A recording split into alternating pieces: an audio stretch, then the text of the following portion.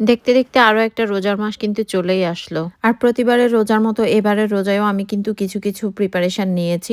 রোজার আগের প্রস্তুতিগুলো নিয়ে নিলে কিন্তু আমাদের কাজগুলো অনেক বেশি সহজ হয়ে যায়। যদিও রোজার মাস মানে খাওয়া আর খাওয়ানোর মধ্যে কিন্তু সীমাবদ্ধ না। রোজার মাস হচ্ছে সংযমের মাস, ইবাদত বন্দেগীর মাস। তো আমাদের গৃহিণীদের মাথায় কিন্তু রোজার মাসের চিন্তা একটাই থাকে সকাল থেকে দুপুর পর্যন্ত যে ইফতারির টেবিলে বা সেহরির টেবিলে আমরা খাবারের আয়োজন কি করব?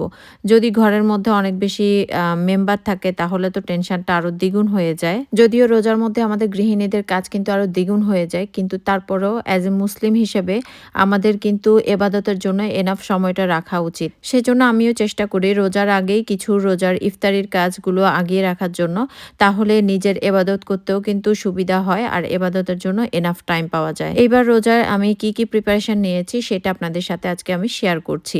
এখানে যা, যা আইটেম আমি বানিয়ে রেখেছি প্রত্যেকটা আইটেম কিন্তু আমি একদিনে বানাইনি। প্রায় ২ সপ্তাহ ধরে আমি সময় নিয়েছি এগুলো বানানোর জন্য আরকি। এখানে আমি কোনো খাবারের রেসিপি শেয়ার করছি না বা হচ্ছে কিভাবে বানিয়েছি সেটা প্রসেসও শেয়ার করছি না।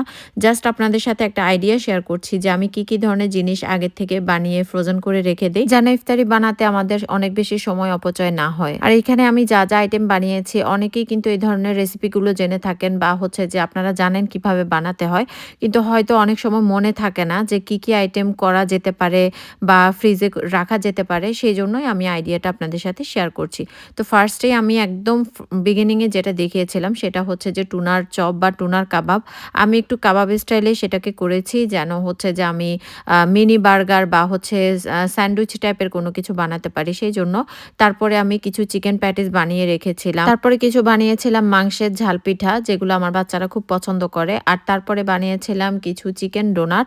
আর চিকেন ডোনাটগুলো আসলে আমার বাচ্চারা থেকে শুরু করে আমাদের ঘরে সবাই অনেক পছন্দ করে। স্পেশালি আমি নিজেই অনেক পছন্দ করি।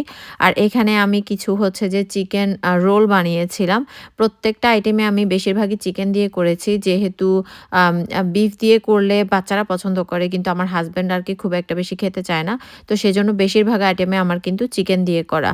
আর বিফের আইটেম শুধুমাত্র আমি এই একটাই করেছি যেটা কিনা বিফ সমোচা। আর প্রতিটা আইটেম আমি বানিয়ে, বানিয়ে ফ্রিজ করে রেখেছি।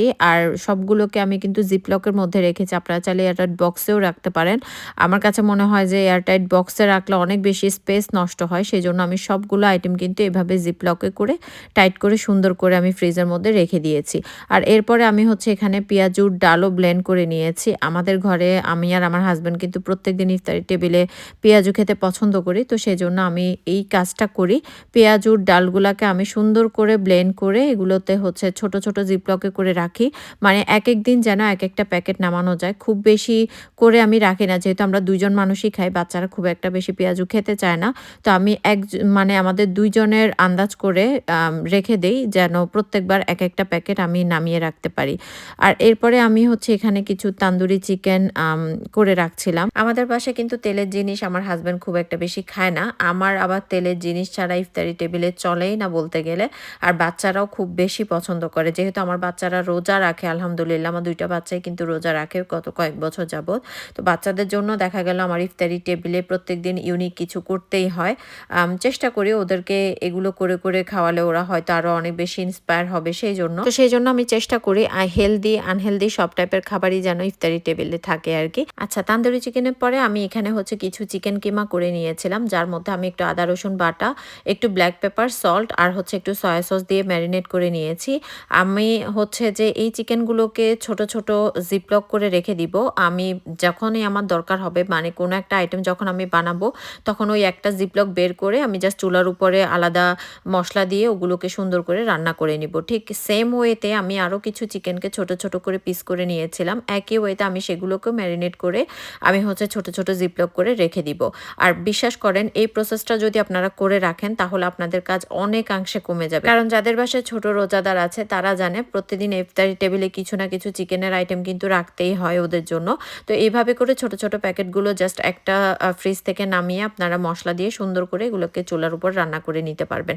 আর আপনাদের কাছে আজকের ভিডিওটা আমার কেমন লাগলো অবশ্যই জানাবেন। আপনাদের যদি এটাতেও কোনো উপকার হয়ে থাকে তাহলে আমাকে অবশ্যই কমেন্ট করে জানাতে পারেন। আর ভিডিওটা যদি ভালো লাগে অবশ্যই কিন্তু শেয়ার করতে পারেন। দেখা হবে নেক্সট কোনো ভিডিওতে। সে পর্যন্ত সবাইকে আল্লাহ হাফেজ।